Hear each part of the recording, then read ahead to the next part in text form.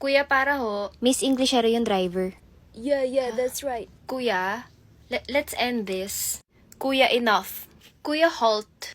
Kuya, stop the jeep. Stop it, I say. Kuya, let me go. Kuya, set me free. Kuya, period. I said period. My destination is on your right.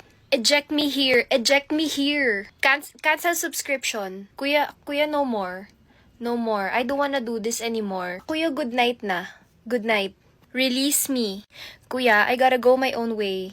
Kuya, break. Kuya, break. Give me a break. Pull string to stop. Pull string Miss to walang stop. string. Miss walang string. Hindi ko na alam eh. Ay, bala kayo. Basta bababa ako ng mga Miss!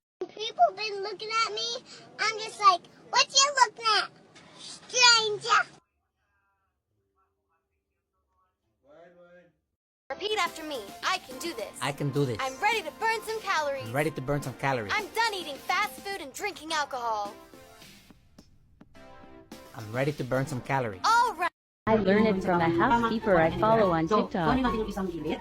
Tapos, ipantay natin dito. Sa kabila. So, parang gagawa tayo ng triangle. Tapos, i-fold natin dito. So, ganyan na siya. Ang itsura. Ganito dito. Tapos, saka natin siya babalik-tarin. Balik-tarin natin. So, ganyan na yung pwesto ng towel. Ano? Tapos, from this corner, kailangan bang ang pag-ano natin, ang pag-fold natin is, tight siya. Dapat tight yung pag-fold natin ganito. Pag-roll natin, i-roll natin siyang ganyan. So, roll natin. Tapos, ayan. Pagdating dito sa other corner,